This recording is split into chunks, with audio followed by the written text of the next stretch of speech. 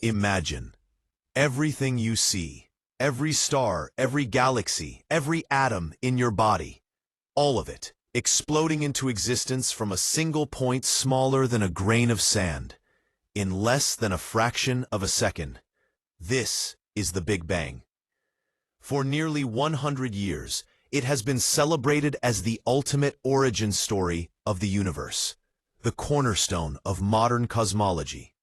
Textbooks teach it as undeniable fact. Scientists swear by it. Billions of dollars in telescopes and research are built on its foundation. But here's the question almost no one dares to ask out loud. What if the Big Bang is wrong? Or at the very least, what if it's hiding secrets we're not allowed to talk about? Why is it that in some countries, questioning the Big Bang in classrooms or public debates can get you silenced, canceled, or even threatened? Why do certain governments and institutions react so strongly when someone suggests alternative explanations for the beginning of the universe? In this video, we're going deep. We'll explore the strongest evidence that supports the Big Bang and the shocking scientific problems that even top physicists admit they can't explain. We'll reveal why this theory remains, despite all our technology, the greatest unsolved mystery in cosmology. And yes, we'll uncover why, in some parts of the world, even asking these questions is considered dangerous. Buckle up, because today, we're not just talking about science. This is our third RAV4. We're talking about truth, power, and the one question the universe doesn't want us to answer. Did the Big Bang really happen? Did the Big Bang really happen? Or have we all been told the greatest story ever sold? Hit that like button if you're ready to question everything. Subscribe and turn on notifications. Let's begin. Most people think the Big Bang Theory started with a massive explosion. Actually, it began with a Catholic priest who was terrified of what he discovered. Here's the real story. From 1927 until today. 1927, the birth. George Lemaitre, Belgian physicist and Catholic priest George Lemaitre, publishes a paper almost nobody notices. He solves Einstein's equations of general relativity and realizes something insane. The universe is not eternal and static, as Einstein himself believed. It must be expanding. And if you run the movie backwards, all galaxies, all matter, everything was once crushed into a single point, a primeval atom, as he called it. Lemaitre never used the words Big Bang. He called it the cosmic egg, or the beginning. Einstein initially rejected it, saying, "Your physics is impeccable, but your cosmology is abominable." 1929, the proof, Edwin Hubble. Edwin Hubble looks through the 100-inch telescope at Mount Wilson and confirms. Galaxies are flying away from us in all directions. The farther away a galaxy is, the faster it's receding. This is the famous Hubble's law, the first direct evidence that the universe is expanding, exactly as Lemaitre predicted 2 years earlier. 1948. The name Big Bang is born as an insult. British astronomer Fred Hoyle is a fierce opponent of the idea. It's impossible. For the Atlantic BBC radio broadcast, he mocks Lemaitre's theory, saying sarcastically, "These theories were based on the hypothesis that all matter in the universe was created in one Big Bang at a particular time in the remote past." Note: the name Big Bang was meant to ridicule it, but in Stuck Forever are trying to eliminate static noise from a giant horn antenna. They can't get rid of a faint hiss coming from every direction in the sky, day and night, in every season. Nearby Princeton physicists realize This is the cosmic microwave background, CMB, the cooled leftover radiation from the universe's fiery beginning. Predicted by George Gamow, Ralph Alpher, and Robert Herman in the 1940s, discovered by accident 16 years later. Penzias and Wilson win the 1978 Nobel Prize. In the 80s, the Big Bang goes from controversial idea to almost certainly true. 1981, Alan Guth proposes cosmic inflation, a super-fast expansion in the first 10 to the minus 36 seconds that solves many problems of the classic Big Bang.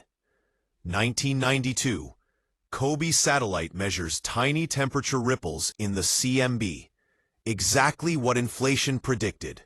1998, two teams discover that the expansion is accelerating, dark energy, and another Nobel Prize, 2011. 2000s to 2020s, Golden Age of Confirmation, WMAP 2001 to 2010, and Planck 2009 to 2013, map the CMB with insane precision. Hubble Space Telescope and James Webb Space Telescope push our vision back to when the universe was only a few 100 million years old. Everything matches Big Bang predictions perfectly. 2020s. The crisis. Yes, there's a crisis. Despite all the success, cracks are appearing. 2023 to 2025, James Webb discovers impossibly mature galaxies only 300 to 500 million years after the Big Bang. Too big, too early. The Hubble tension. Different methods measure the expansion rate, Hubble constant, and get conflicting numbers. Some physicists openly say, the standard Big Bang model is breaking. Today, November 2025. The Big Bang is still the best model we have, supported by overwhelming evidence. Universal expansion. Cosmic microwave background. Perfect predictions of light element abundances, hydrogen, helium, lithium, the large-scale structure of galaxy clusters. But it is no longer unquestionable. Top cosmologists now openly discuss alternatives, cyclic universes, bounce models, modified gravity, or even a beginning that wasn't a singularity at all. From a forgotten paper by a priest in 1927 to the most successful theory in cosmology, and now, once again, to a theory in crisis. The Big Bang is not dead, but it has never been more alive with questions. The story is far from over. What was there before the Big Bang? Before the 13.8 billion years we count as the age of our universe? For most of the 20th century, the official answer was short and brutal. The question itself is meaningless. Time, space, matter, and the laws of physics all began together at t equals 0. There is no before, just as there is no north of the North Pole.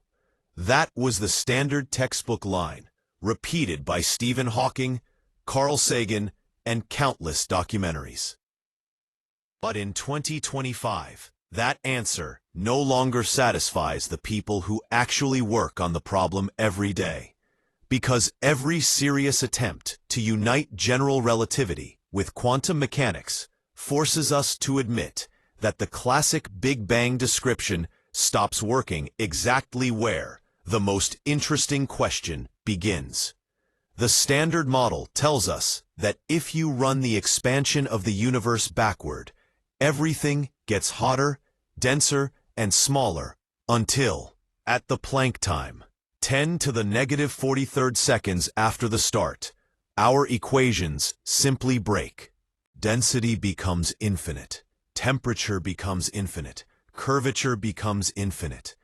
We call that breakdown a singularity. But a singularity is not a thing. It is the place where our theory raises its hands and says, I can't go any further. Physicists have known since the 1960s that the true story must replace the singularity with something else.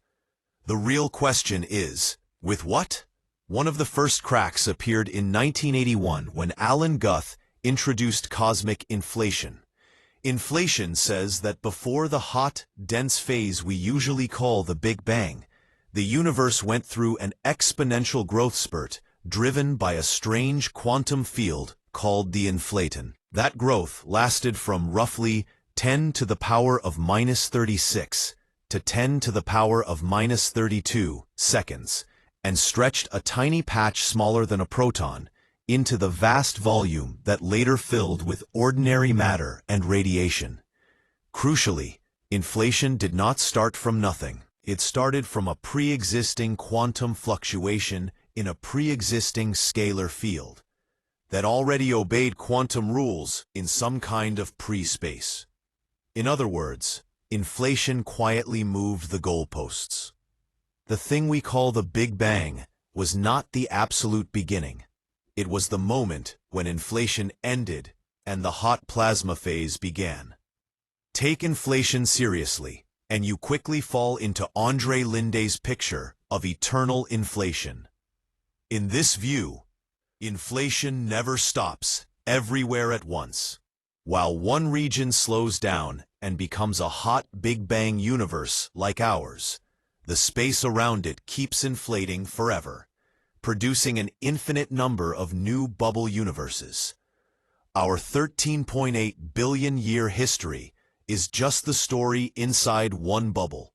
Before our hot phase, there was the last few moments of inflation inside our bubble. And before that, there was the eternal inflating sea that has no beginning and no edge. Time stretches backward forever in the larger inflating space, and our Big Bang was merely a local event, like a bubble popping off in an endless champagne glass of universes. Other researchers refuse to accept an eternal multiverse and look instead for a universe with a single timeline that simply avoids the singularity. In Loop Quantum Gravity, developed by Carlo Rovelli, Lee Smolin, Abe Ashtekar, and others, space-time is made of tiny discrete atoms of geometry. When a collapsing universe reaches Planck density, quantum effects generate a repulsive force that prevents a singularity and turns the collapse into a bounce. Run the movie backward, and you find a previous cosmological epoch that was contracting toward the bounce that became our expansion. Some versions of the model allow an infinite series of bounces stretching into the past with no first cycle. Sir Roger Penrose offers a completely different picture he calls conformal cyclic cosmology. He noticed that the very distant future of a universe dominated by accelerating expansion, when all matter has decayed and only photons remain, looks mathematically identical, after a suitable rescaling, to a hot, dense Big Bang. The end of one aeon glues conformally onto the beginning of the next. Penrose claims faint concentric circles in the cosmic microwave background are echoes of black hole evaporation events from the previous aeon. If he is right, our Big Bang was preceded by the infinitely diluted end state of an earlier universe, and there was never a first aeon. String theory gives yet another set of possibilities. Our universe may have emerged when a higher dimensional brain collided with another brain, or when quantum tunneling took us from one vacuum state in the string landscape to another. Some versions even suggest that the laws of physics themselves crystallized out of a more fundamental pre-geometric phase where space and time did not yet exist in their familiar form. Then there are the radical ideas that say space-time itself is emergent. In the holographic principle championed by Gerard 't Hooft and Leonard Susskind, and made concrete by Juan Maldacena's ADS-CFT correspondence. Our four-dimensional universe, with gravity, is nothing but a projection from quantum information living on a lower dimensional boundary. Asking what was before the Big Bang becomes like asking what was on a hologram before the laser was turned on. The deeper reality is a timeless quantum system, and the flow of time we experience is an illusion generated by increasing entanglement. So where do we stand in November 2025? The honest answer is that almost every frontier theory of quantum gravity, eternal inflation, loop quantum bounce, conformal cyclic cosmology, string theoretic tunneling, holographic emergence, agrees on one thing. The classic picture of absolute nothingness suddenly exploding into everything is almost certainly wrong. Something was already there, whether it was an eternally inflating metacosmos, a previous collapsing phase, an endless chain of aeons, a quantum landscape of all possible laws, or a timeless holographic code. We do not yet know which of these pictures, if any, is correct. The James Webb Space Telescope is already giving us galaxies that look surprisingly mature, only a few 100 million years after the supposed beginning. Gravitational wave detectors like LISA will soon probe the first tiny fractions of a second, and next-generation cosmic microwave background experiments may detect the imprint of whatever came before.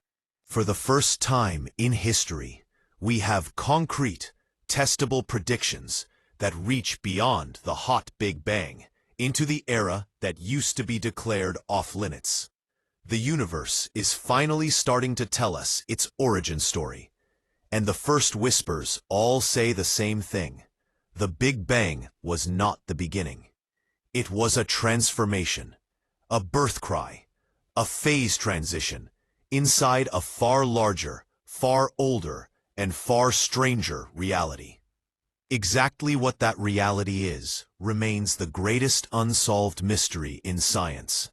But for the first time, we can see the outlines of possible answers. And they are infinitely more mind-bending than the simple story we were told as children. If the present moment is midnight, the Big Bang happened at 0000, exactly 1 second after midnight. What follows is that first second, and then the next 24 hours, told with almost painful slowness. At the very beginning, there is no before in the ordinary sense. Yet we are forced to start somewhere, and that somewhere is the Planck era. The first 10 to the minus 43 seconds. This is the Planck time, the smallest meaningful interval that can be formed from the fundamental constants g, h bar, and c. During this epoch, the temperature is 10 to the 32 Kelvin. The density is 10 to the 94th grams per cubic centimeter, and the entire observable universe today is squeezed into a volume smaller than 10 to the minus 33 centimeters, far smaller than a proton. At these energies, all four fundamental forces, gravity, electromagnetism, the strong nuclear force, and the weak nuclear force, are believed to be unified into a single force, whose mathematical description we do not yet possess. Quantum fluctuations of space-time itself are as large as the universe is at that moment, meaning geometry is foaming, tearing, and recombining on scales smaller than any length we can define. Space-time is not a smooth manifold. It is more like a quantum foam, where wormholes flicker in and out of existence, and virtual black holes pop like bubbles. No particle in the modern sense can be said to exist, because the energy is so high that the concept of individual quanta dissolves. Some versions of string theory suggest that during this epoch, the extra dimensions were still large and the universe was truly 10 or 11-dimensional, with our familiar 4 dimensions only later becoming prominent. By 10 to the power of negative 43 seconds, the universe has cooled enough for gravity to separate from the other forces in an event called the quantum gravity decoupling. We have no direct evidence for this moment, but loop quantum gravity and string theory both predict that the wild fluctuations of the Planck era are tamed slightly, and spacetime begins to look almost classical on the largest scales while still being discrete at the tiniest.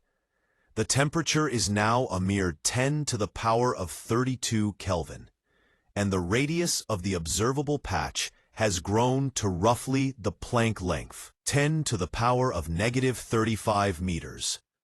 Between 10 to the power of negative 43 and 10 to the power of negative 36 seconds, we enter the grand unification epoch. The strong nuclear force separates from the electroweak force. Protons and neutrons do not yet exist. The universe is a soup of whatever particles belong to grand unified theories, X and Y bosons, super-heavy magnetic monopoles, and other exotica that can mediate proton decay in theories like SU5 or SO10. If cosmic inflation has not yet begun, topological defects such as cosmic strings, domain walls, and monopoles would form at this phase transition and overproduce themselves, ruining the later universe. This is one of the problems inflation was invented to solve. And then, sometime between 10 to the power of negative 36 and 10 to the power of negative 34 seconds, inflation begins. A scalar field called the inflaton, whose exact nature is still unknown, finds itself perched in a false vacuum state high above the true minimum of its potential.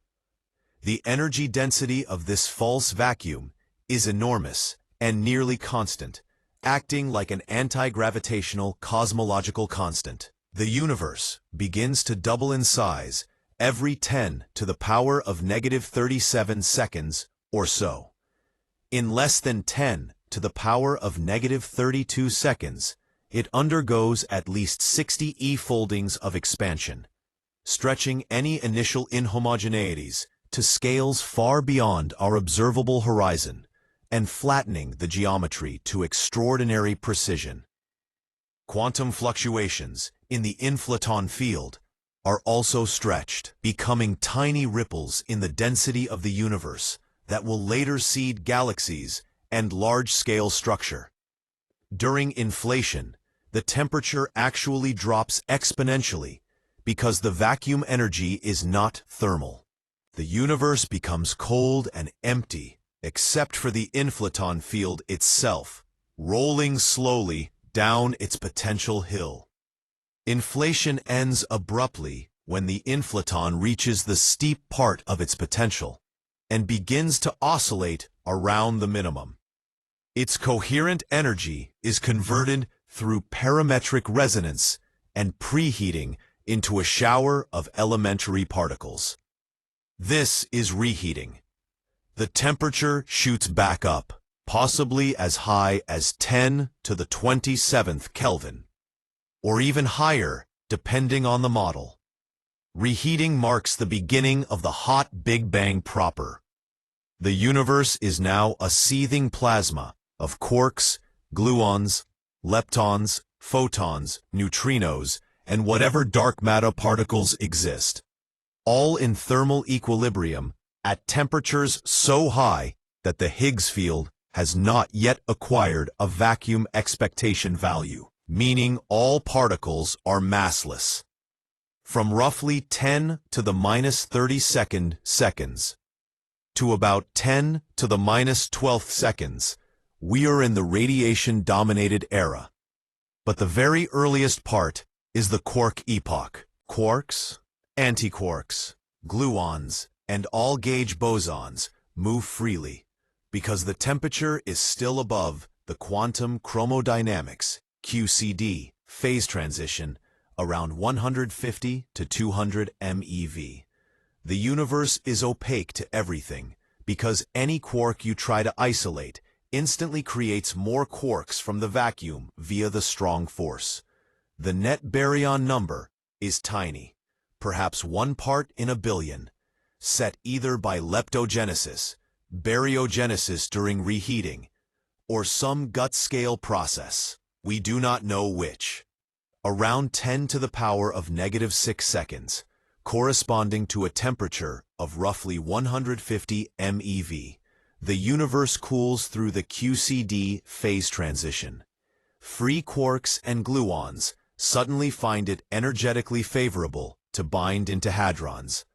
Protons and neutrons appear for the first time as composite objects made of 3 confined quarks held together by gluon exchange.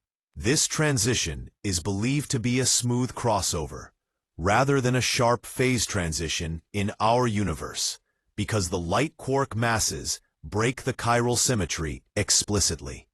A tiny asymmetry between matter and antimatter, generated earlier, ensures that when annihilation is almost complete, a few protons and neutrons survive for every billion antiquarks that annihilate. By 1 second after the Big Bang, the temperature is about 10 billion Kelvin, or 1 MeV. Electrons and positrons are still plentiful, and neutrinos are still in thermal equilibrium with the plasma via weak interactions. The universe is still radiation-dominated. Photons carry most of the energy density. Between 1 second and 3 minutes, we enter Big Bang nucleosynthesis, BBN. Neutrons and protons can now stick together long enough to fuse because the temperature has dropped below the binding energy of deuterium, about 2.2 MeV. For the first minute or so, the neutron-to-proton ratio is kept near 1:7 by weak interactions. But as the weak interactions freeze out around 1 second, the ratio begins to fall due to neutron decay. Neutrons live about 880 seconds in vacuum. By the time the temperature reaches roughly 0.1 MeV, around 180 to 200 seconds, almost all free neutrons have been incorporated into helium-4 nuclei, because helium-4 is extremely tightly bound. Almost exactly 25% of the baryonic mass ends up as helium-4, with trace amounts of deuterium, about 10 to the power of -5, helium-3, about 10 to the power of -4, and lithium-7, about 10 to the power of -10. These numbers are extraordinarily sensitive to the baryon density and the expansion rate at that time, and the agreement between predicted and observed primordial abundances is one of the great triumphs of the hot Big Bang model. From a few minutes to roughly 380,000 years, the universe is a hot, ionized plasma of protons, electrons, helium nuclei, photons, neutrinos, and dark matter. Photons are tightly coupled to baryons via Thomson scattering and Compton scattering, so the plasma behaves like a single fluid with enormous pressure. Sound waves propagate through this fluid, compressing and rarefying regions that were slightly overdense due to inflationary fluctuations. These baryon acoustic oscillations will later be frozen into the distribution of galaxies. At about 3000 Kelvin, roughly 380,000 years after the beginning, the temperature drops low enough for electrons to bind to protons and form neutral hydrogen in a process called recombination. This happens quite suddenly over a few tens of thousands of years. Once neutral hydrogen forms, the mean free path of photons becomes essentially infinite. The universe becomes transparent. The photons that decouple at this moment are the ones we see today as the cosmic microwave background, CMB, redshifted by a factor of 1090 down to 2.725 K. The surface we see when we look at the CMB is called the last scattering surface, and it is the farthest and oldest thing we can directly observe. Tiny temperature fluctuations of 1 part in 100,000 across this surface encode the seeds of all structure. Galaxies, clusters, filaments, and voids. After recombination, the universe enters the matter-dominated era. Photons no longer provide significant pressure, so gravity begins to amplify the density perturbations that were once acoustic waves in the plasma. Dark matter, which decoupled much earlier and never felt the radiation pressure, already has a head start in clustering. Cold dark matter particles collapse into halos, and baryonic gas falls into these gravitational wells, cooling and fragmenting. The first stars, population 3, form perhaps as early as 100 to 200 million years, massive, metal-free behemoths that live fast and die in supernova, enriching the intergalactic medium with the first heavy elements. By 400 million years, the universe is undergoing vigorous star formation. The ultraviolet light from the first stars and quasars begins to reionize the neutral hydrogen that filled space since recombination. This epoch of reionization is complex and patchy. Bubbles of ionized hydrogen grow around early sources and eventually percolate, completing reionization sometime between redshift 11 and 6, roughly 500 million to 1 billion years. The next several billion years are the heyday of galaxy formation. Small proto-galaxies merge hierarchically inside dark matter halos, building larger and larger systems. The Milky Way assembles most of its mass between 2 and 8 billion years, undergoing multiple major mergers, including the famous Gaia Enceladus event around 10 billion years ago. Spiral disks settle out of chaotic gas clouds. Supermassive black holes seed at the centers of most galaxies and grow through accretion and mergers, producing quasars that shine brighter than 1 trillion suns. At about 9 billion years, redshift Z is equal to 0.5 to 1. Star formation across the universe reaches its peak. Galaxies are bluer, more irregular, and more gas-rich than today.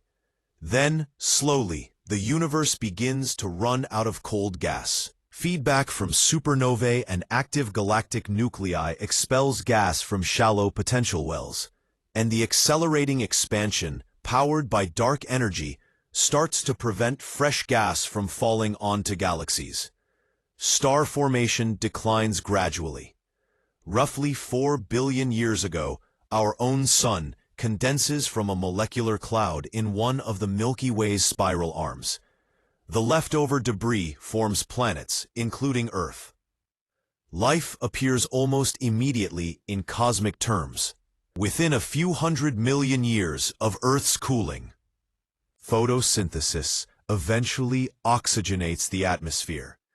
Complex multicellular life explodes in the Cambrian, roughly 540 million years ago.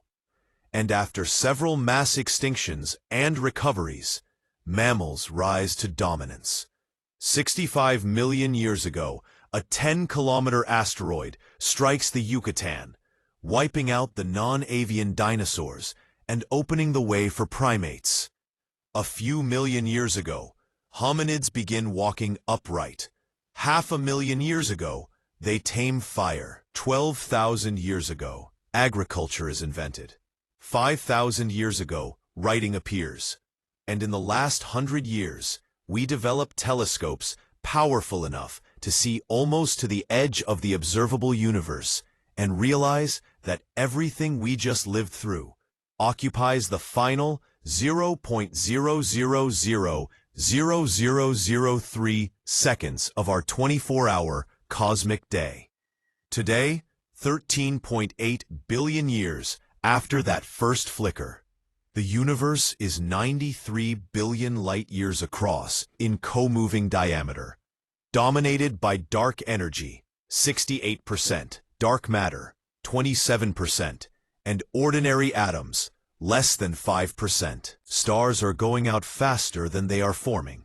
In another trillion years, the accelerating expansion will have pushed all other galaxies beyond our horizon, and future astronomers, if any exist, will see only the local group in an apparently static island universe, with no evidence of expansion, no CMB, no Big Bang.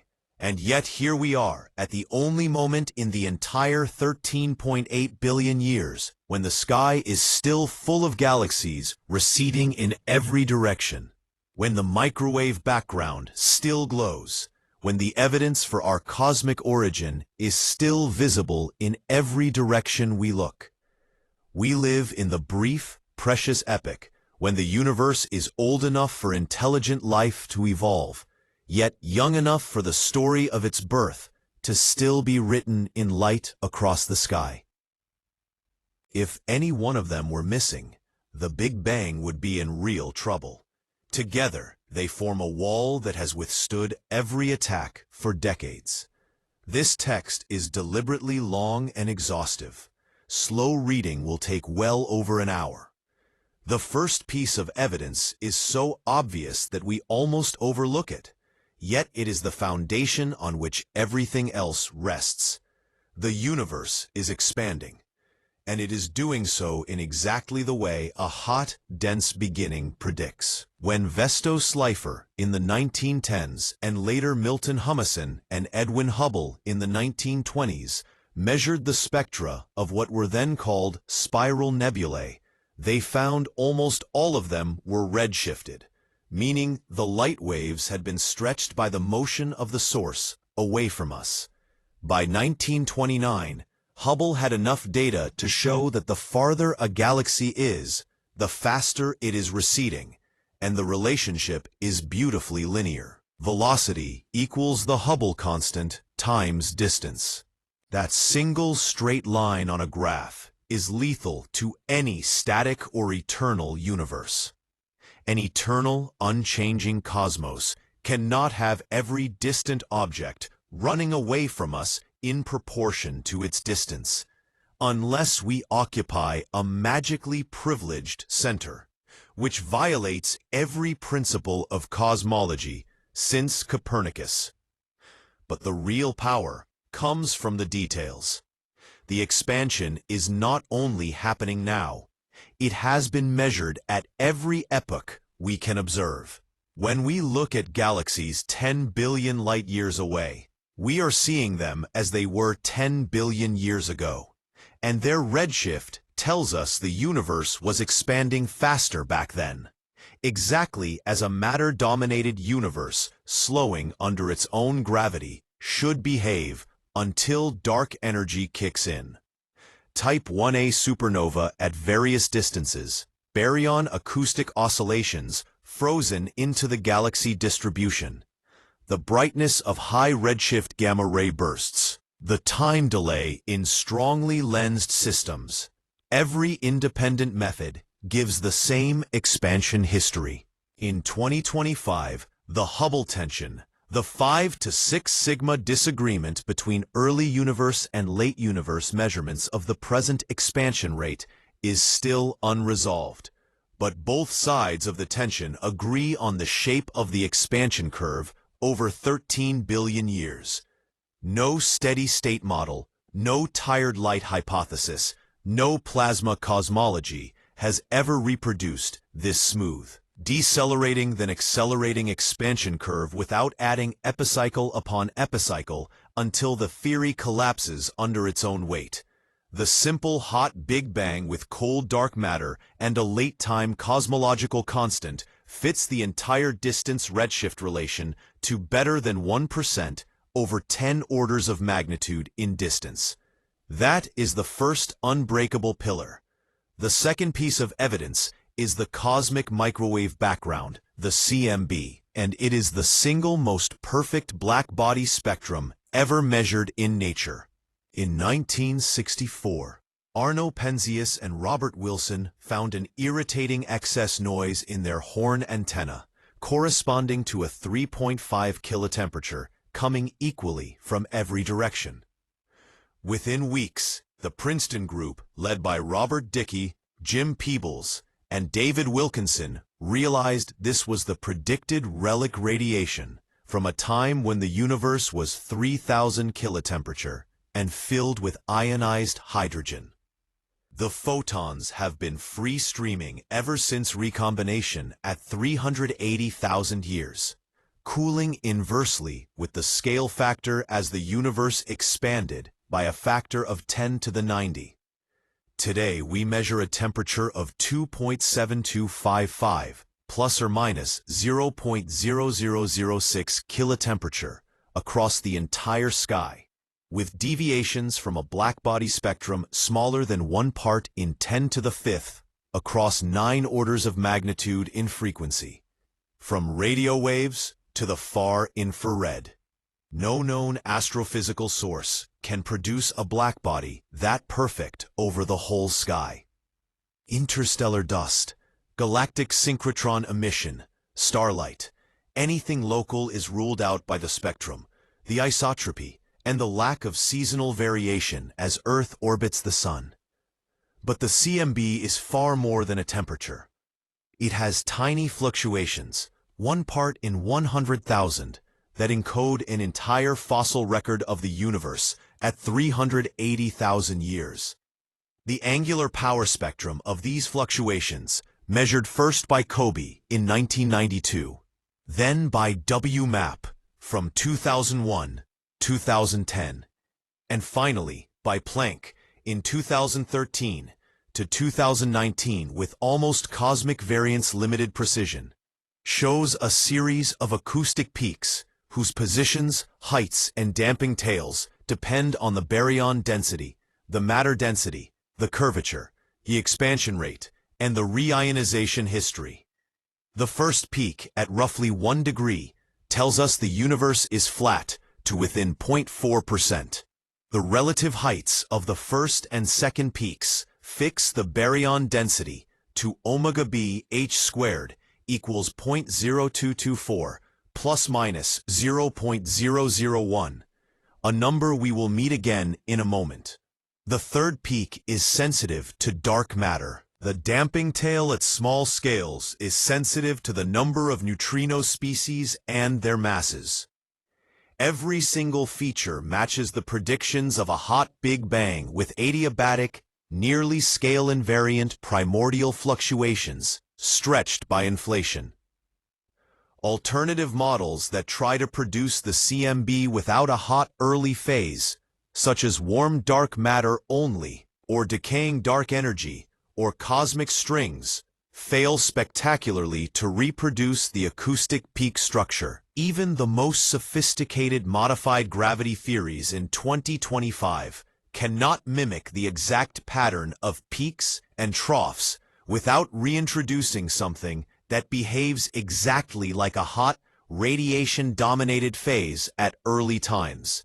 The CMB is not just evidence. It is a high-resolution photograph of the universe when it was 380,000 years old, and the photograph screams hot Big Bang.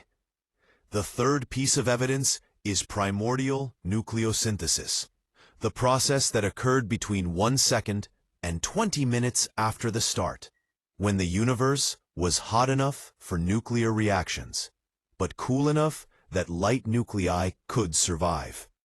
In that narrow temperature window, from roughly 1 MeV down to 0.07 MeV, almost all the neutrons present were captured into helium-4, because helium-4 has by far the highest binding energy per nucleon of any light nucleus.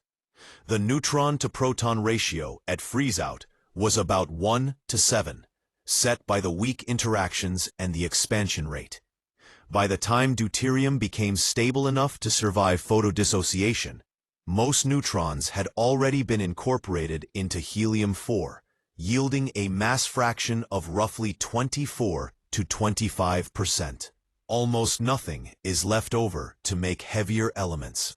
The universe jumps straight from protons and helium to the next stable bottleneck at beryllium-8, which is unstable.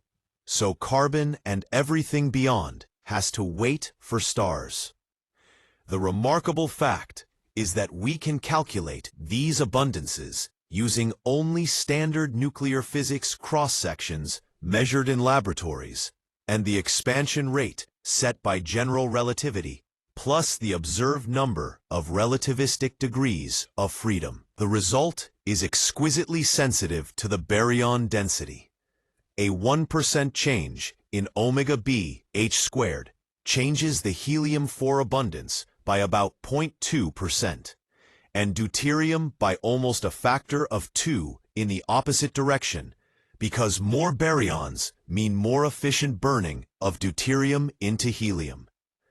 When we measure the primordial helium abundance in the most metal-poor galaxies and H2 regions, where stellar processing has been minimal, we find Yp equals 0.247 plus minus 0.003. Deuterium, measured in high redshift quasar absorption systems, gives D/H equals 2.527 plus minus 0.030 times 10 to the minus fifth.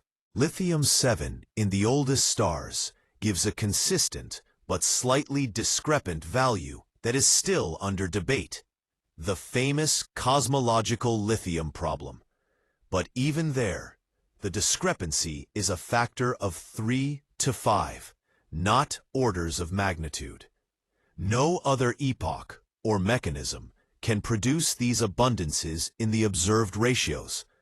Stellar nucleosynthesis makes heavy elements, not helium and deuterium, in these proportions. Hypothetical late-decaying particles or inhomogeneous nucleosynthesis models destroy the agreement with deuterium or overproduce gamma rays that would distort the CMB.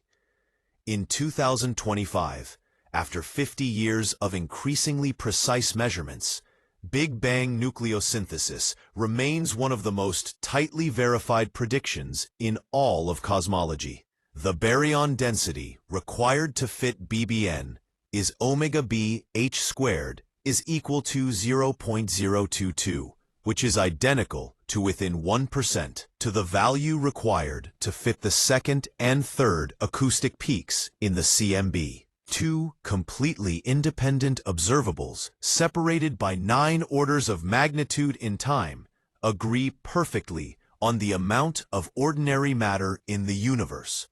That is not a coincidence. It is a death blow to any model that does not have a hot, radiation-dominated phase lasting at least until a few minutes after the beginning. The fourth and final piece of evidence is the large-scale structure of the universe and its evolution over time, the way matter has clumped into galaxies, clusters, filaments, and vast voids on scales up to hundreds of millions of light-years. Inflation predicted that the primordial fluctuations should be adiabatic, Gaussian, nearly scale invariant, and stretched across all scales by the rapid expansion. When these fluctuations re-enter the horizon after recombination, they begin to grow under gravity, but only after matter domination begins at roughly 50,000 years.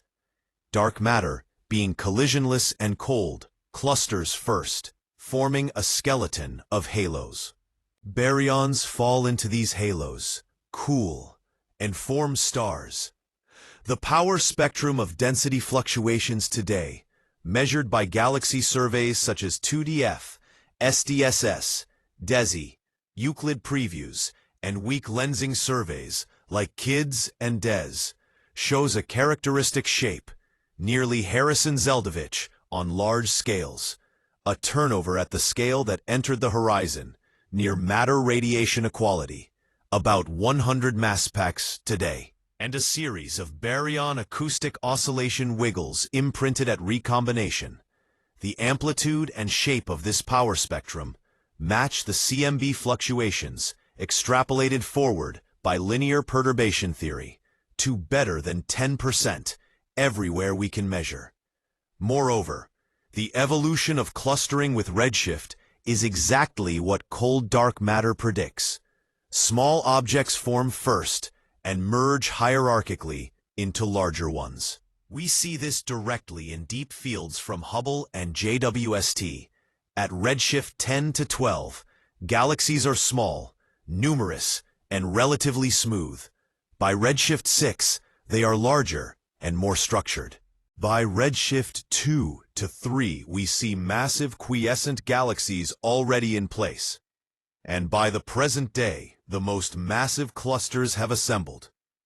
Alternative models that try to eliminate dark matter or replace it with modified gravity fail dramatically here.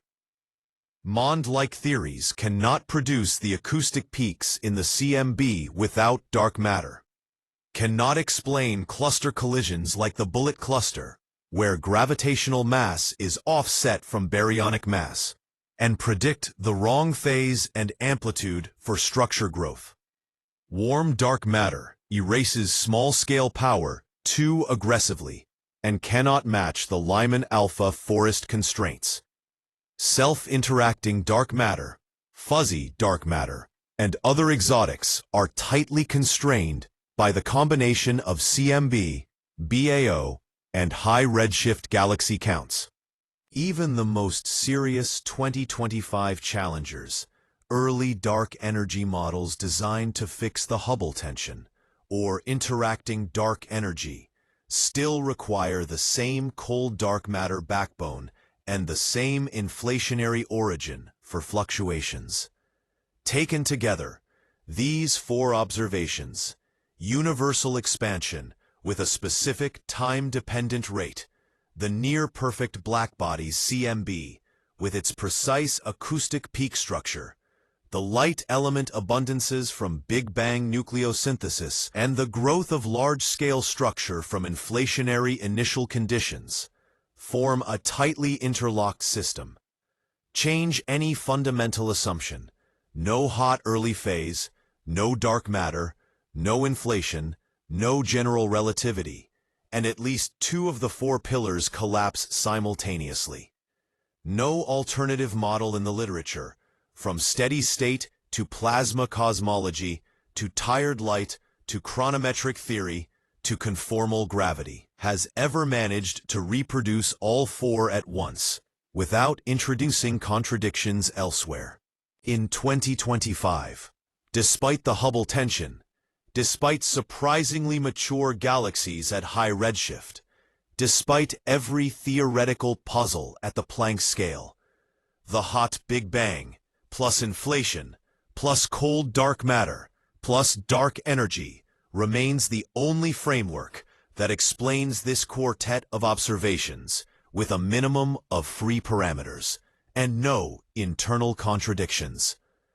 That is why, for all the mysteries that remain, the core picture has not been seriously threatened in almost 60 years.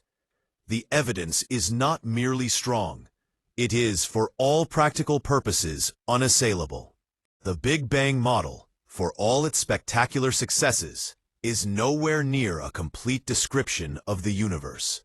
Even in late 2025, it leaves a series of absolutely fundamental questions either completely unanswered or answered only by inserting new ingredients whose physical nature we do not understand at all. These are not small cosmetic flaws. They are gaping holes that reveal the theory is, at best, an extremely successful, effective description that breaks down when pushed too far. The most glaring, unexplained ingredient is dark matter.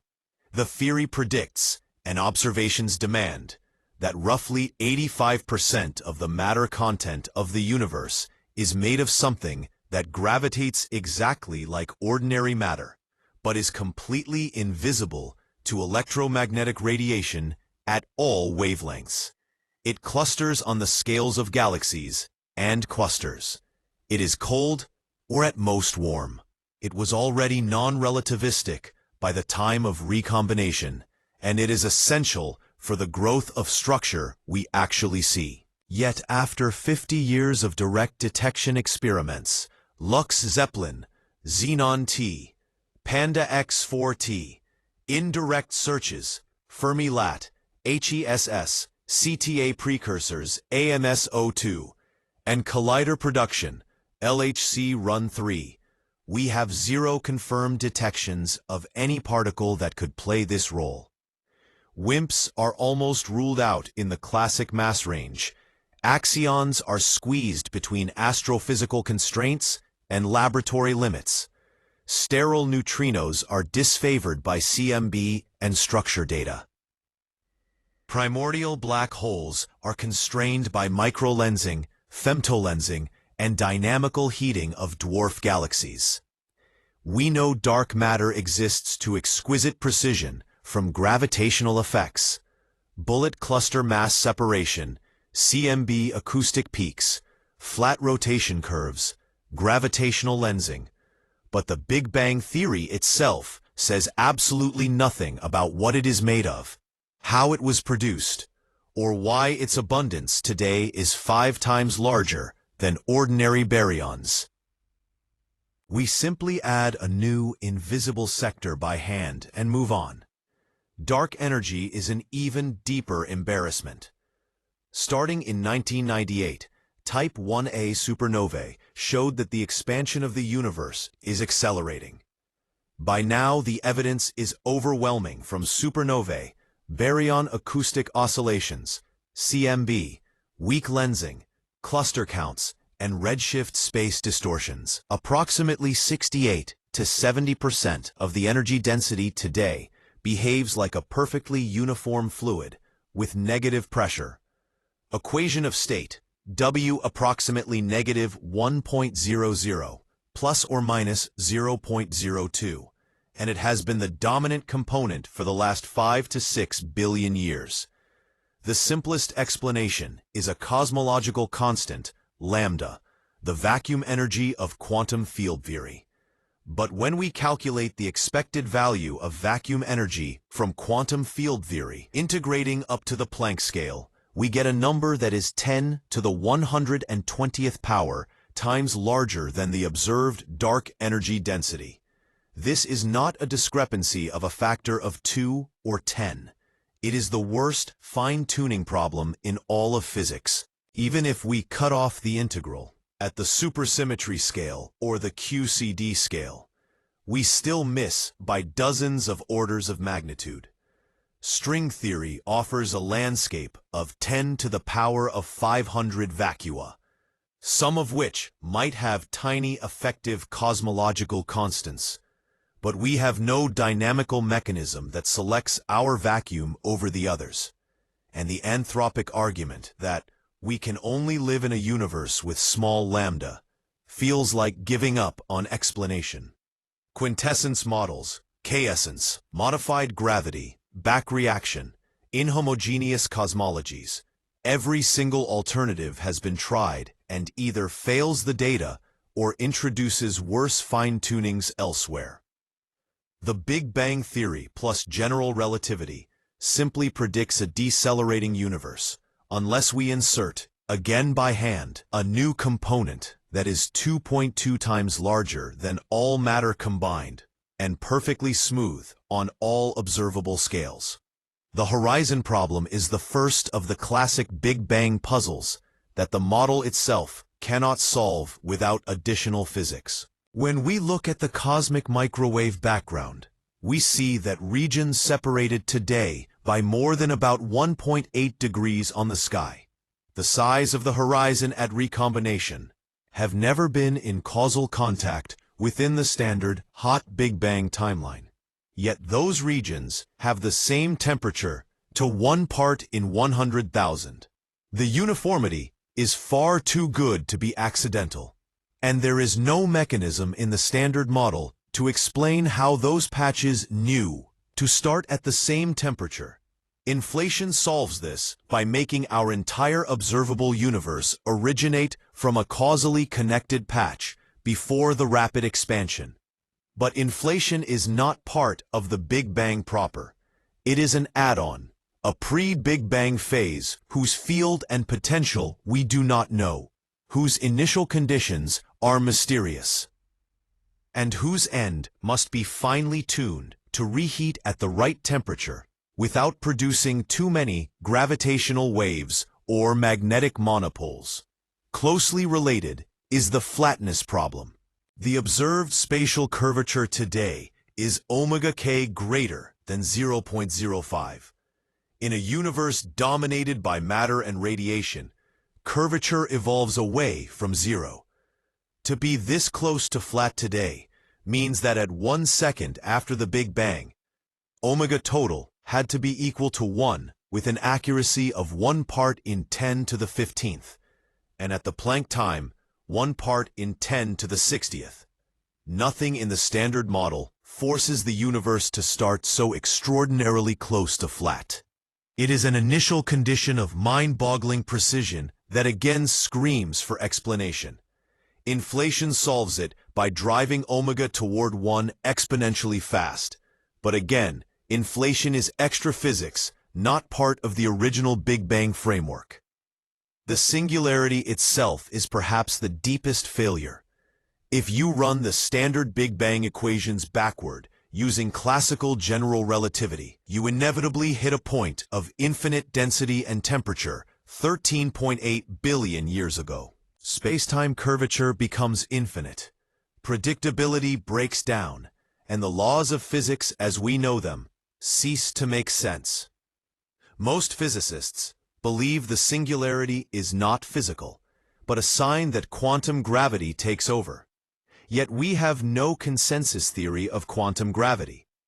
String theory, loop quantum gravity, asymptotic safety, and other candidates all remove the singularity in different ways, but none is experimentally confirmed. And each predicts different phenomena near the would-be singularity: string gas cosmology, bounce, emergent time, etc. The Big Bang theory simply stops at t equals 0 and offers no description whatsoever of the earliest moments. Then there is the baryon asymmetry.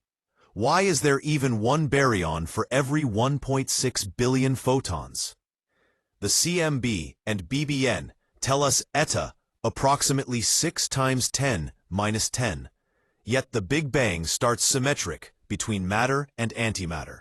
Producing this asymmetry requires baryon number violation, C and CP violation, and departure from thermal equilibrium, the Sakharov conditions. Grand unified theories, leptogenesis, electroweak baryogenesis, Affleck-Dine mechanisms, all are speculative extensions far beyond the standard Big Bang plus Standard Model. The origin of primordial fluctuations is another whole. The CMB and large-scale structure require nearly scale-invariant, Gaussian, adiabatic perturbations with an amplitude of 10 to the power of -5. Quantum fluctuations of the inflaton during inflation provide exactly that spectrum. But again, inflation is not part of the minimal Big Bang. It is an additional epoch. Without inflation, or some equivalent mechanism, variable speed of light, contracting phase, string gas, there is no natural source for the fluctuations we observe. Magnetic monopoles pose a related problem. Most grand unified theories predict topological defects, including super-heavy magnetic monopoles that should be produced copiously at the gut phase transition around 10 to the -35 seconds. Even one monopole per observable universe would overclose it, yet we see none. Inflation dilutes them below detectable levels. But once more, the solution lies outside the standard hot Big Bang. Finally, the Hubble tension in 2025 remains unresolved at 5 to 6 sigma. Early universe measurements, CMB plus BBN plus BAO assuming lambda CDM, give H0 approximately 67.4 kilometers per second, while almost every late universe distance ladder method, Cepheids, Type 1a supernovae, TRGB, megamasers, gravitational lensing time delays, surface brightness fluctuations, clusters around 73 to 74 kilometers per second per meter. Either there is an unknown systematic error in one side, unlikely given the number of independent confirmations, or new physics is acting between recombination and today. Early dark energy, decaying dark matter, modified gravity, interacting neutrinos. Dozens of models have been proposed. None fits all data sets cleanly without creating worse problems elsewhere. The fact that the most precisely measured parameter in cosmology refuses to agree depending on when you measure it is a direct crack in the foundation of the standard post-recombination expansion history. So when all is said and done, the Big Bang model, in its pure form, explains 4 pillars beautifully, but requires at least 6 major additions whose microscopic nature remains unknown. Dark matter, dark energy, inflation or equivalent, a baryogenesis mechanism, a quantum gravity resolution of the singularity, and whatever is causing the Hubble tension. That is not a complete theory. It is an extraordinarily successful phenomenological framework that is screaming for its replacement by something deeper. The triumphs are real, but the gaps are cosmic in scale, and they remind us every day that the story we tell about the origin of the universe is, for now, only a tiny fragment of the truth. Today we ask a question that millions have whispered in mosques, churches, and synagogues alike. Do the Quran, the Gospel, and the Torah actually speak about the Big Bang? The scientific discovery that the entire universe exploded into existence from a single point 13.8 billion years ago. Many claim yes, many others shout no. Let us walk slowly through the actual verses, the original languages, the earliest commentaries, and the honest conclusions of believing scholars on all 3 sides, without slogans, without exaggeration, and without fear. We begin with the Quran because it is the book that contains the verses most frequently cited in this discussion. The 2 passages that appear in almost every lecture, every video, and every article are from Surah Al-Anbiya 21:30 and Surah Fussilat 41:11. The verse in Al-Anbiya reads, أَوَلَمْ يَرَ الَّذِينَ كَفَرُوا أَنَّ السَّمَاوَاتِ وَالْأَرْضَ كَانَتَا رَتْقًا فَفَتَقْنَاهُمَا وَجَعَلْنَا مِنَ الْمَاءِ كُلَّ شَيْءٍ حَيٍّ أَفَلَا يُؤْمِنُونَ. The most common English rendering is, have those who disbelieve not considered that the heavens and the earth were a joined entity, ratqan, and we separated them, fafataknahuma, and made from water every living thing? Then will they not believe? The key words are ratqan and fafataknahuma. Ratqan comes from the root RTQ, which means something sewn together, closed up, joined tightly, so that nothing separates the parts. In pre-modern Arabic, it was used, for example, for 2 continents that touch, or for the suture line after sewing a wound, or even for the closed shell of a date seed before it splits. Fataka is the opposite, to rip apart, to split open, to separate what was joined.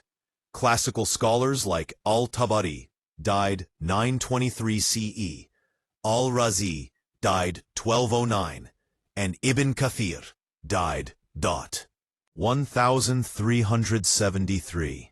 Explain the verse as referring to the heavens and earth originally being one mass that Allah later split.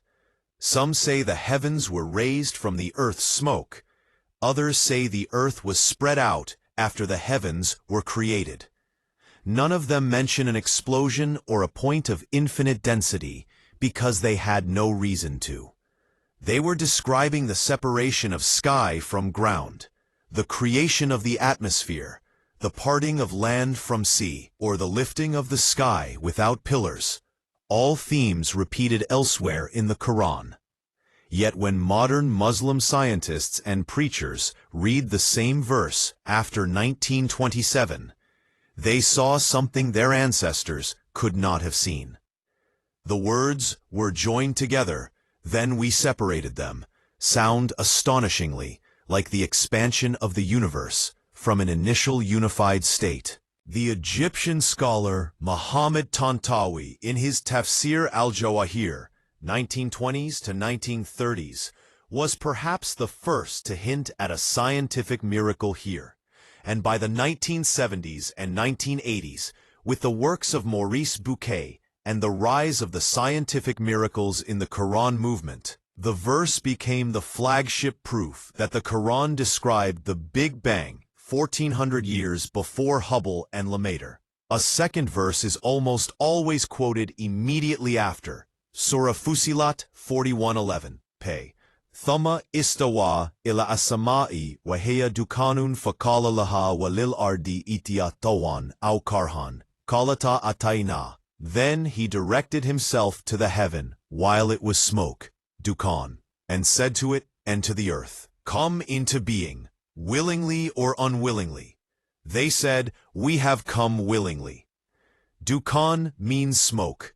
Classical tafsir again explains it as the primordial vapor or mist that rose from the waters when the earth was created, or the nebulous matter from which the heavens were formed.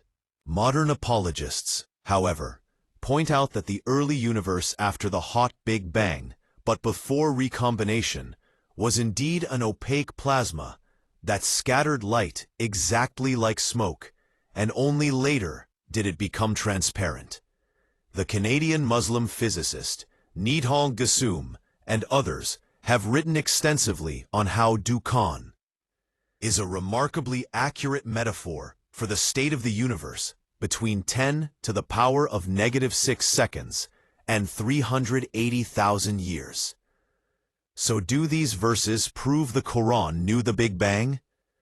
The honest answer from believing scholars, who are also trained scientists, is the language is compatible, strikingly so in retrospect. But the original audience almost certainly understood the verses as describing the separation of sky from earth and the formation of the heavens from a primordial smoke-like substance. The Big Bang interpretation is a legitimate tafsir bi al-mafor al-ilmi, an interpretation informed by later established science. But it is not the only possible reading, and it is not what the Prophet or the Salaf meant when they recited the verses.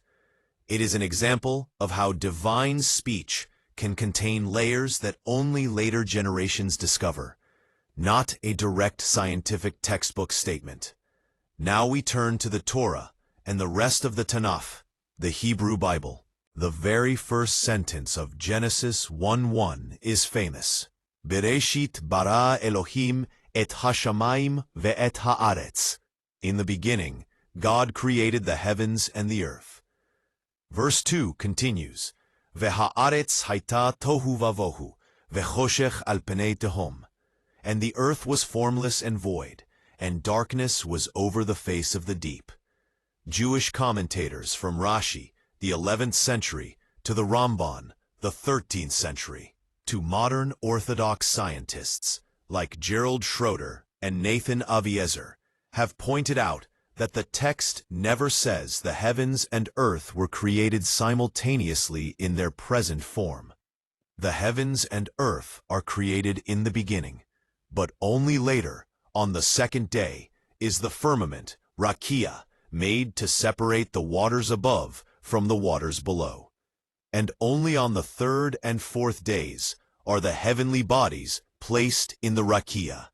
Schroeder, in particular, argues that if one uses relativistic time dilation from the perspective of the expanding universe, the 6 days correspond remarkably well to the cosmic epochs recognized by modern cosmology, with day 1 encompassing the entire Planck to recombination era stretched by the enormous redshift. The initial state of tohu vavohu, formless and void, with darkness over the deep, has been compared to the pre-stellar darkness before the first stars lit up, and the command Yehi Or, let there be light, on the first day, is seen as the release of the cosmic microwave background at recombination, the moment light was free to travel. Orthodox Jewish physicists like Aryeh Kaplan and Yehuda Felix went further and noted that the Hebrew word for heavens, shamayim, can be read etymologically as esh plus mayim, fire plus water, a mixed or primordial state, and that the verb bara is used only for creation ex nihilo, which happens precisely once, at the very beginning. Again, these are retrospective readings. No rabbi before the 20th century imagined a singularity or an expanding universe when reading Genesis 1. Yet the text is general enough, and the sequence is flexible enough, that many religious Jews today see no contradiction at all between the Torah and the standard cosmological picture. Finally, we come to the Christian Bible, both Old and New Testaments. The same Genesis text is of course shared with Judaism, and the interpretations of early church fathers like Basil of Caesarea, Augustine, and Origen were often highly allegorical. Augustine, in the literal meaning of Genesis, explicitly warned against forcing the days to be 24-hour periods, and said the creation could have happened in an instant, with processes unfolding later. Modern evangelical scientists who accept an old universe, Hugh Ross, Fazale Rana, and others at Reasons to Believe, use almost identical arguments to their Jewish counterparts. The Big Bang is the moment God created the heavens and the earth ex nihilo. Let there be light is the photon epoch, and the days are long ages, seen from God's timeless perspective, or from the surface of the earth. But there are also passages unique to the New Testament, and later prophets that some Christians bring into the discussion. Isaiah 40:22 says God stretches out the heavens like a curtain, and spreads them like a tent to dwell in. The verb is in the continuing present tense in Hebrew, note, stretches out, not stretched out once in the past. Similar language appears in Isaiah 42:5, 44:24, 45:12, Jeremiah 10:12, Zechariah 12:1, and Psalm 104:2. By the 20th century, after Hubble's discovery, Christian apologists began quoting these verses as evidence that the Bible taught an expanding universe long before science did. The most famous example is probably the Belgian priest Georges Lemaitre himself, the father of the Big Bang Theory, who never saw any contradiction between his faith and his physics, though he deliberately avoided mixing scripture with his scientific papers. A lesser-known, but fascinating detail is that the New Testament book of 2 Peter 3:8 quotes Psalm 90. With the Lord a day is like 1,000 years, and 1,000 years are like a day, a verse often used by old earth creationists to reconcile the 6 days with billions of years. When combined with relativistic stretching of time near the initial singularity, some Christian physicists claim the correspondence becomes almost exact. So where does this leave us? All three Abrahamic scriptures describe the universe as having a definite beginning, created by one God.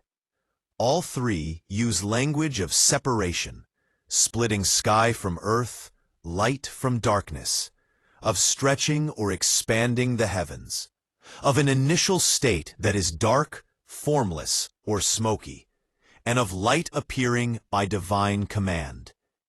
None of them give dates, durations, or mechanisms in modern scientific language, because they were revealed to nations of herdsmen, farmers, and merchants, not to 21st century physicists.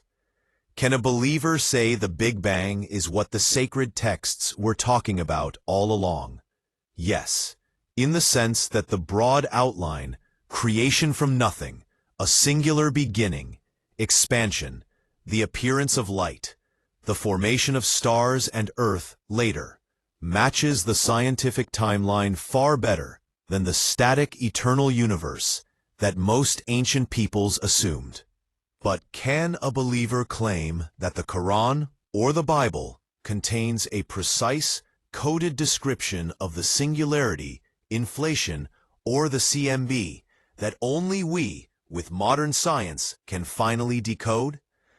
That steps beyond what the texts themselves support, and beyond what the earliest believers understood. The most balanced position shared by serious religious scientists across all three faiths today is this: the scriptures teach that the universe had an absolute beginning by the will of one transcendent creator, and modern cosmology has discovered that the universe indeed had an absolute beginning. The convergence is profound, and for the believer, deeply moving. The details of how Allah, or Hashem, or God the Father brought it about are left to discovery, and every new equation that fills in the story is seen not as a threat to revelation, but as another verse in the unwritten book of nature that praises its author in a language we are only now learning to read. Does the Big Bang prove the existence of God? We're going to dive deep into the complete philosophical debate, examining arguments from both sides, historical developments, key thinkers, scientific insights, objections, counter-arguments, and everything in between, all woven together in a single, flowing narrative that respects the complexity of the topic without shortcuts or simplifications. By the time we finish, you will have a thorough understanding of why this question has captivated minds for nearly a century since the Big Bang Theory first emerged, and why, even in November 2025, it remains as contested and vibrant as ever. End of parentheses. Let us start at the beginning, not of the universe, but of the idea itself. The Big Bang Theory, first proposed in its modern form by the Belgian priest and physicist Georges Lemaire in 1927 as the hypothesis of the primeval atom, posits that the observable universe expanded from an extremely hot, dense state approximately 13.8 billion years ago. Lemaire, a devout Catholic, saw no conflict between his scientific work and his faith. In fact, he cautioned against using science to prove theological points directly, arguing that the two domains should remain distinct to avoid misusing either. Yet almost immediately after Edwin Hubble's 1929 observations confirmed the expansion of the universe through the redshift of distant galaxies, philosophers and theologians began to ask, if the universe had a beginning, does that not imply a beginner, a transcendent cause that brought it into existence from nothing? This question revives ancient cosmological arguments for God's existence, which date back to Plato and Aristotle, who reasoned that the chain of motion and causation in the world must trace back to an unmoved mover or first cause, lest we fall into an infinite regress that explains nothing.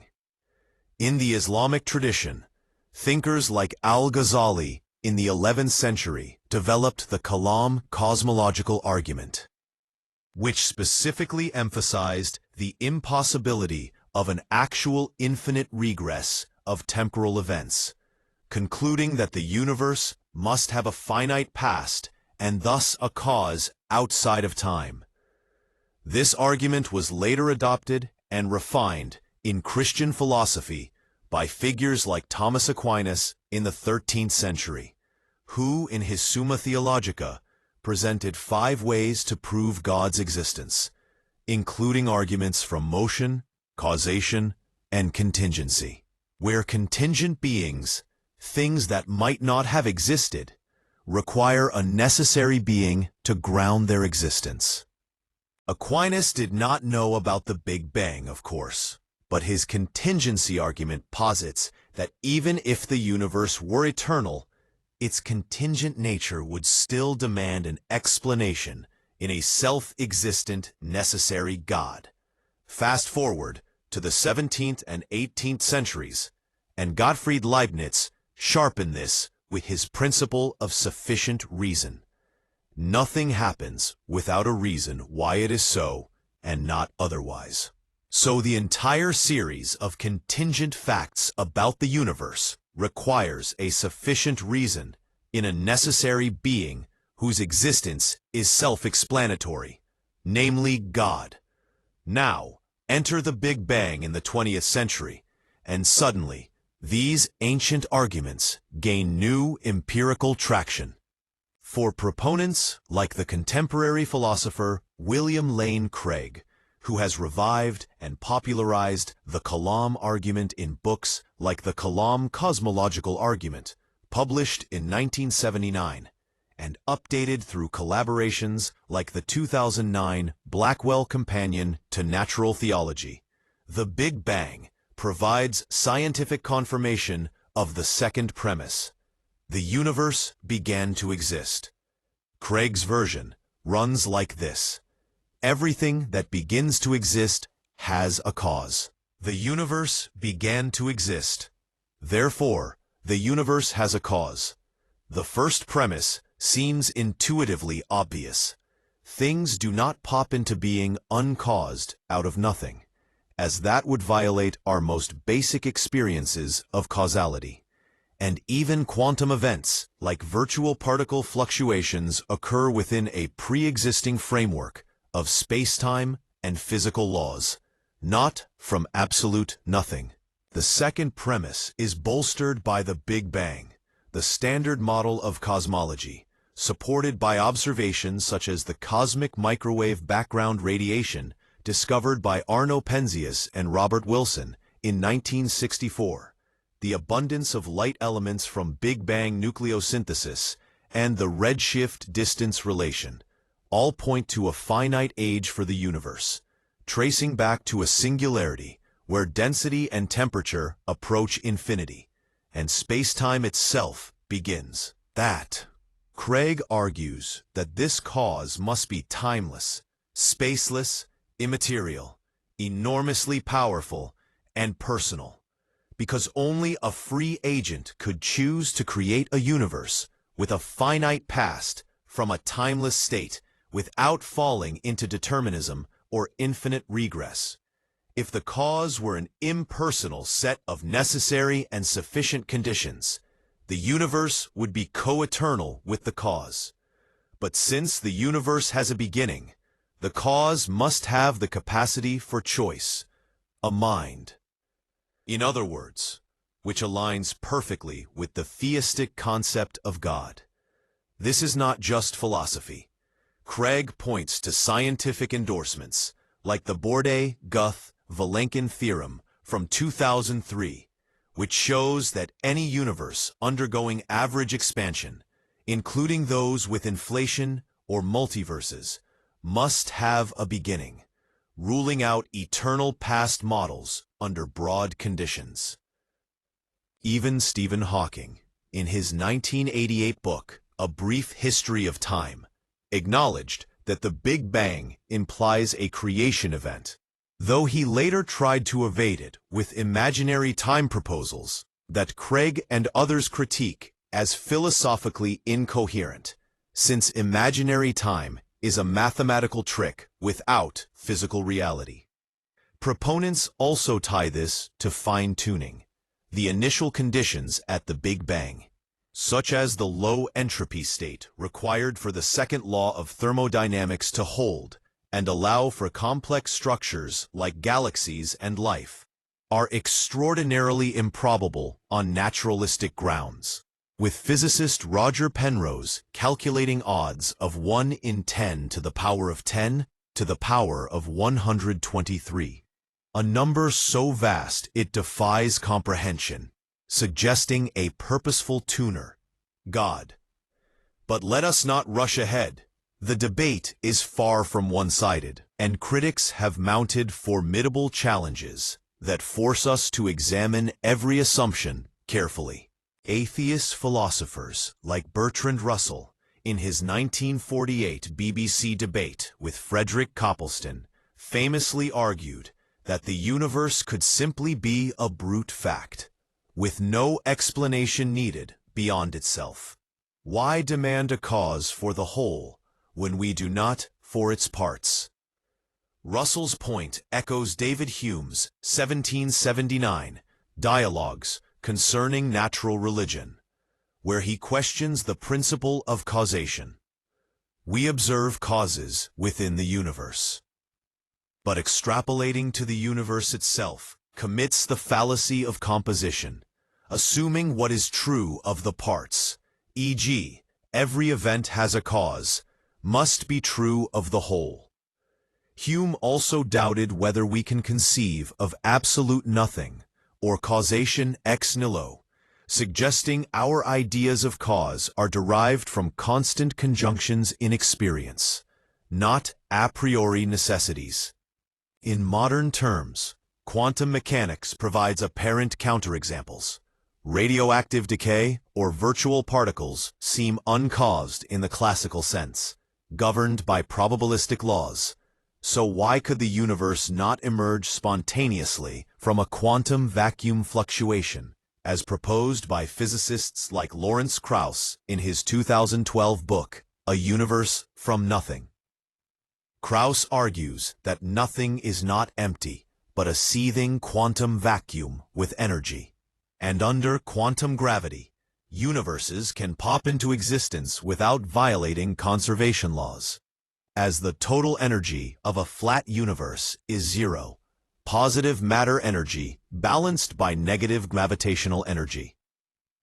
This view is supported by models like Alexander Vilenkin's 1982 quantum tunneling from nothing, or the Hartle-Hawking no-boundary proposal from 1983, where the universe has no sharp beginning, but emerges smoothly from a Euclidean geometry where time is imaginary. Critics like Craig counter that these nothings are not true nothing. They presuppose quantum fields, laws, and potentiality, which themselves demand explanation. Who or what set up the quantum laws that allow such fluctuations? Moreover, these models are speculative, untested, and often rely on multiverse scenarios, where our universe is one of infinitely many, bubbling off from an eternal inflationary background. Making the fine-tuning merely a selection effect, we observe a life-permitting universe because we are in it, per the anthropic principle articulated by Brandon Carter in 1974 and expanded by string theorists like Leonard Susskind in 2005. The multiverse hypothesis, drawn from eternal inflation theories by Andre Linde in the 1980s, and string theory landscapes with 10 to the 500 possible vacua, suggests that if there are enough universes, one like ours is inevitable without design. Philosophers like Robin Collins in his 2009 work respond that the multiverse itself requires fine-tuning. The inflationary mechanism must be just right to produce diverse universes, not a uniform one. And invoking an infinite multiverse to explain away improbability begs the question of why there is a multiverse-generating mechanism at all, pushing the explanatory regress back without resolution. Moreover, multiverses are empirically untestable in principle, as other universes are causally disconnected, making them more metaphysical than scientific, and Occam's razor favors a single universe explained by a single intelligent cause over an extravagant infinity of unseen universes. Theistic philosophers, like Richard Swinburne in his 1979 book, The Existence of God, argue inductively. The hypothesis of God provides a simpler, more unifying explanation for the universe's beginning, laws, and fine-tuning than ad hoc naturalistic alternatives. As God is a single entity with infinite power and knowledge, capable of intending a universe conducive to moral agents like us. Let us delve deeper into the fine-tuning aspect, which often intersects with Big Bang discussions. The early universe's expansion rate had to be tuned to 1 part in 10 to the power of 60. Too fast, and matter disperses without forming galaxies. Too slow, and it recollapses before stars form. The strong nuclear force, if 2% stronger, would bind all hydrogen into diprotons, preventing water and life. If weaker, no heavy elements. The cosmological constant, driving late-time acceleration discovered in 1998 by Saul Perlmutter and others, is fine-tuned to 10 to the power of -120, a precision that naturalism struggles to explain without invoking luck or multiverses. Theists like Hugh Ross, in his 1995 book, The Creator and the Cosmos, argue this points to purposeful design, especially since the Big Bang's low-entropy initial state sets up the arrow of time and thermodynamic disequilibrium necessary for life. Atheists like Victor Stenger, in his 2007 book, God, the Failed Hypothesis, counter that fine-tuning is overstated. Computer simulations show many parameter variations still allow complex chemistry, and life might adapt to different physics. But critics note Stenger's models assume carbon-based life and ignore broader constraints like stable atoms or long-lived stars. These shifting to theological nuances. Some Christians, like those at Answers in Genesis, reject the Big Bang outright as incompatible with a literal 6-day creation in Genesis, viewing it as a secular attempt to explain away God, though they acknowledge some apologists use it theistically. Others, like Old Earth creationists at Reasons to Believe, embrace it as evidence of divine craftsmanship. From a Catholic perspective, as articulated by Pope Pius XII in 1951, the Big Bang suggests creation. John Paul II, in 1996, cautioned against conflating scientific theories with theological proofs, emphasizing that science describes how, while faith addresses why. Protestant thinkers like Alvin Plantinga in his Warrant series argue that belief in God is properly basic, not needing evidential proof from science, though the Big Bang can serve as confirmatory evidence. On the atheist side, philosophers like Graham Oppy in his 2009 book, Arguing About Gods, contend that the Kalam commits a quantifier shift fallacy, from every event has a cause to there is a cause for every event, and questions why the cause must be God rather than an impersonal necessary entity, like a Platonic form or abstract object.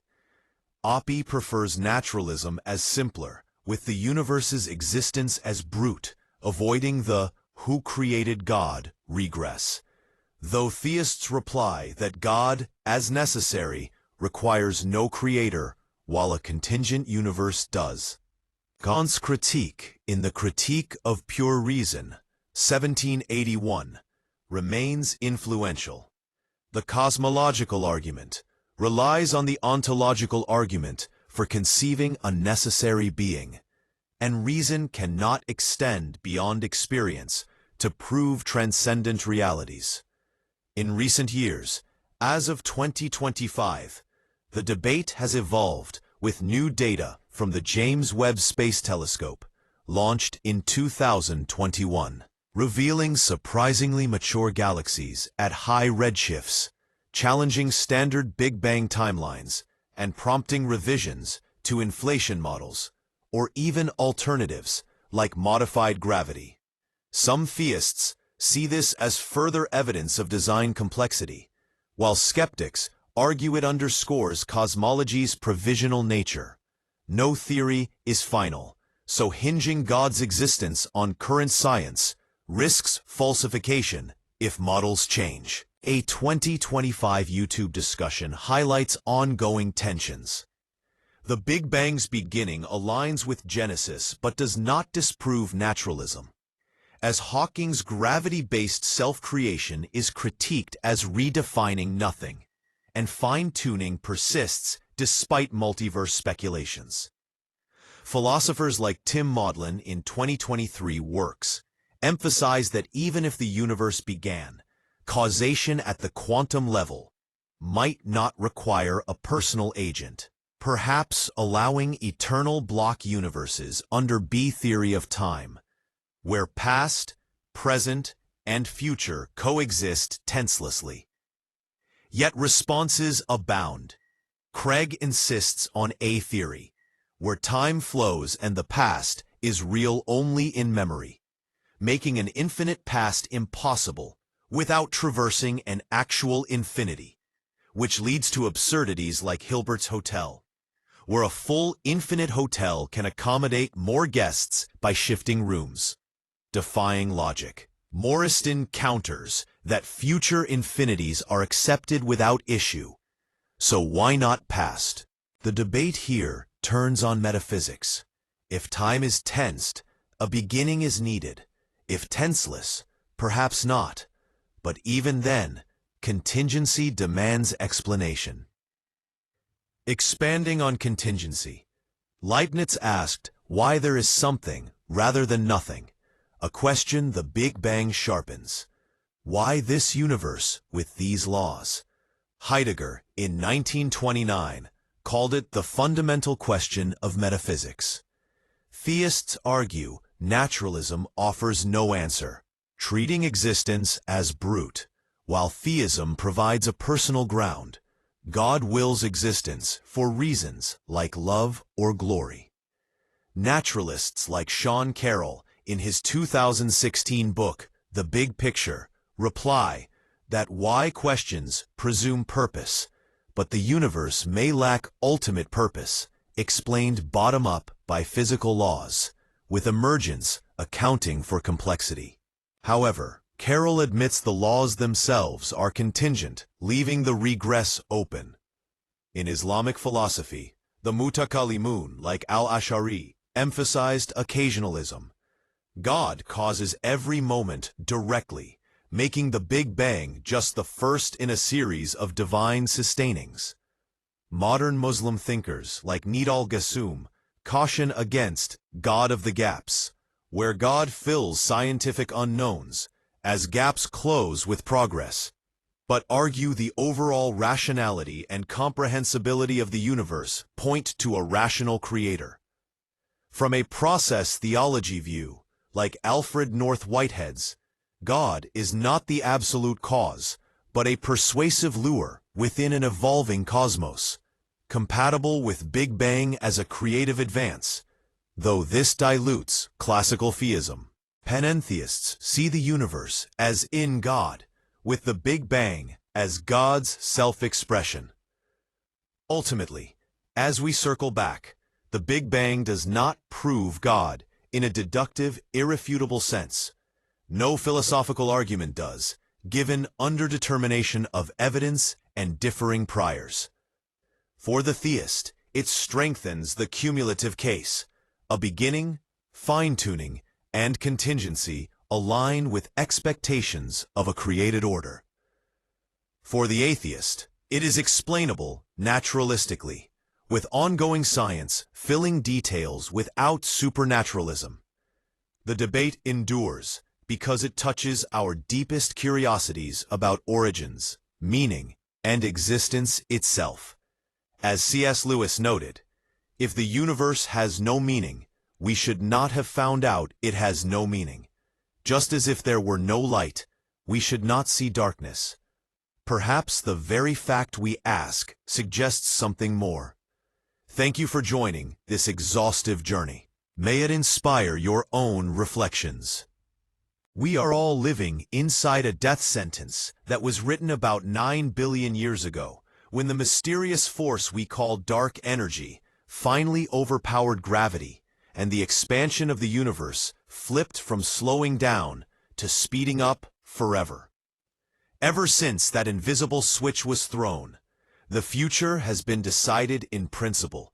The overwhelming evidence today, in late 2025, points to one dominant scenario, but two dramatic alternatives still lurk in the shadows of our ignorance. And the difference between them is literally everything. The leading candidate, and the one that every major survey right now supports, is the Big Freeze, sometimes called heat death or the ultimate dispersion. Here is how it unfolds, slowly, coldly, and with terrifying patience. Dark energy, whatever it is, behaves like a cosmological constant or something extremely close to it. Its density stays fixed while everything else thins out. As the universe expands exponentially, galaxies outside our local group are already receding faster than light, not violating relativity, because space itself is stretching. In a few tens of billions of years, the Milky Way and Andromeda will have merged into Milkometa, and every other galaxy will have vanished beyond our observable horizon.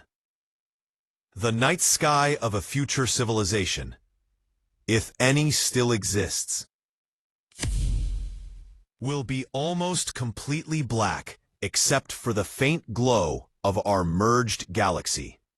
Stars will keep forming for trillions of years, but only from the gas that remains inside galaxies. Eventually, even that gas is used up or blown out by stellar feedback. By 10 to the 14th years, 100 trillion years, the longest-lived red dwarfs finally exhaust their hydrogen and become cold white dwarfs, then black dwarfs. Proton decay, if it happens as many grand unified theories predict, starts turning ordinary matter into photons, positrons, and neutrinos somewhere between 10 to the 34th and 10 to the 40th years. If protons are stable, the process is slower, but black holes still evaporate.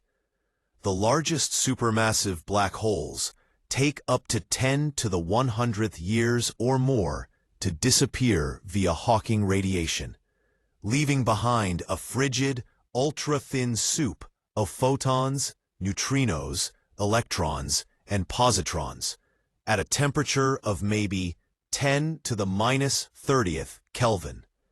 Space keeps expanding forever. Entropy approaches maximum, and nothing ever happens again. Time loses meaning because there are no events left to mark it. This is the Big Freeze. Not violent, not sudden, just the longest, emptiest silence imaginable. But it is not the only possibility.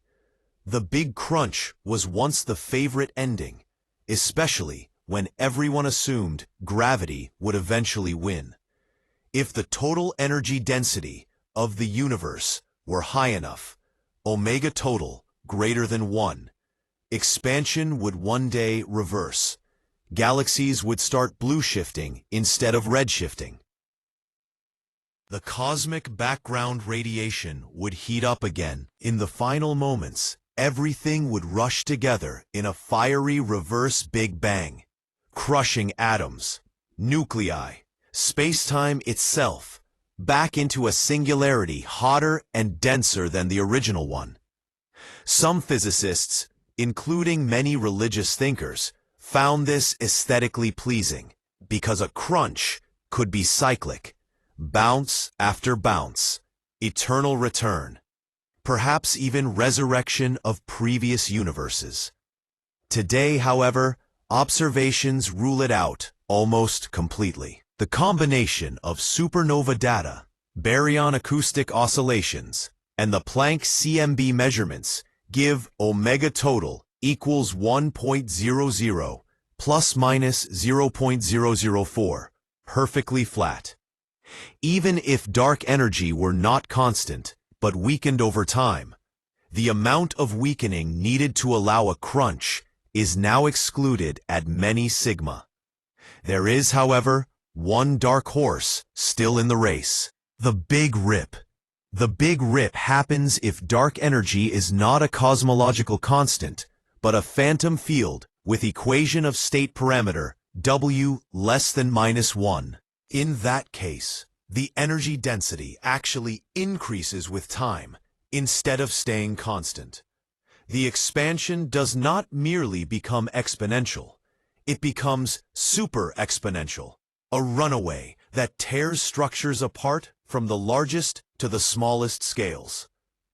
Current constraints from DESI, Euclid previews, and supernova compilations place W equals -1.03 plus or minus 0.03, tantalizingly close to the phantom boundary. If future measurements push W firmly below -1, the end becomes apocalyptic. Here is the timeline if the Rip wins. In roughly 100 billion years, galaxy clusters are ripped apart.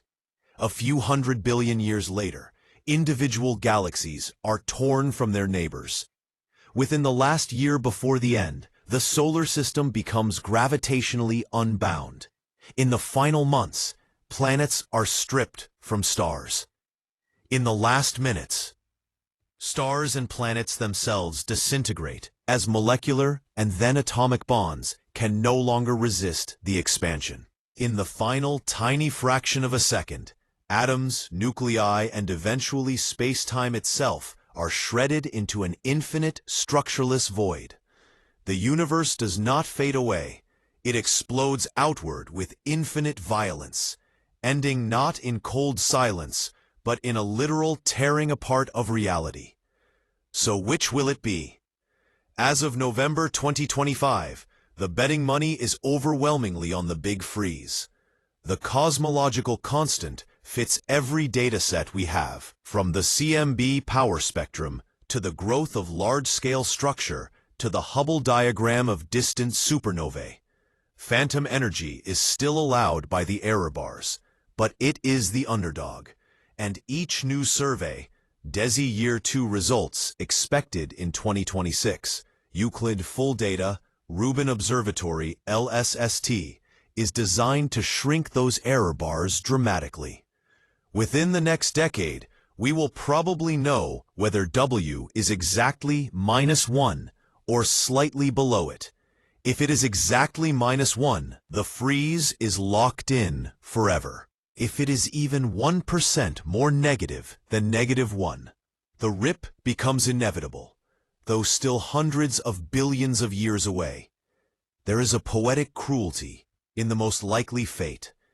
The same expansion that allowed galaxies to form, stars to shine, and life to evolve will, in the deepest future, become the instrument of total isolation and dissolution. The universe does not end with a bang, or a crunch, or a rip. It ends with a whisper, so faint and so slow that no one will be left to hear it. We have traveled together from the first 10 to the -43 seconds of unimaginable heat and density, to the last black dwarf flickering out in a darkness that will last longer than the current age of the universe, 1 trillion times over. We have seen the 4 unbreakable pillars that make the Big Bang the most successful story cosmology has ever told. And we have stared into the chasms it still cannot cross. What dark matter really is. What dark energy truly is. Why there is something instead of nothing. Where the laws of physics themselves came from. And whether the lonely, freezing death that awaits us is the final word, or only one page in a book whose beginning and ending are still hidden from us? 14 billion years after that first flash, the universe has answered many of our questions, with a clarity our ancestors could never have dreamed of. Yet every answer has given birth to deeper mysteries. We know the universe began, but we do not know what began truly means when time itself was born. We know it is expanding, but we do not know why the expansion is accelerating, or whether that acceleration will one day tear the fabric of reality apart. We know the ashes of the Big Bang still glow faintly in every direction we look, but we do not know if the faint circles Roger Penrose claims to see in that glow are scars from a previous cosmic age. We know the conditions at the earliest moments were fine-tuned with a precision that defies chance. But we do not know whether that tuning is the signature of a multiverse, of a purposeful intelligence, or of a truth we do not yet have the language to express. These are not small loose ends. They are the biggest questions any mind can ask. What is the nature of the quantum vacuum that gave birth to everything? Why does mathematics describe reality so uncannily well? Is consciousness an accident, a fundamental ingredient, or the reason the universe exists at all? Will the laws of physics remain the same forever, or will they evolve, decay, or vanish when the last black hole evaporates? And above every technical puzzle hangs the oldest and simplest one. Why is there something rather than nothing? Science, for all its triumphs, has brought us to the edge of these questions, but has not carried us across. Some of them may be answered in our lifetimes, by the next telescope, the next particle collider, the next breakthrough in quantum gravity. Others may be unanswerable in principle, not because we lack intelligence or instruments, but because we are creatures inside the story, trying to read pages that were written before the book was opened and after it is closed. Whatever the future reveals, one truth remains. We are the only known beings in this vast, ancient, dying cosmos who can look back at the light from the beginning and feel both the terror and the wonder of it. That alone is a miracle no equation can fully explain. To every one of you who stayed until this final sentence, who walked with me through Planck times and proton decay, through smoke and light and the cold that waits ahead, thank you.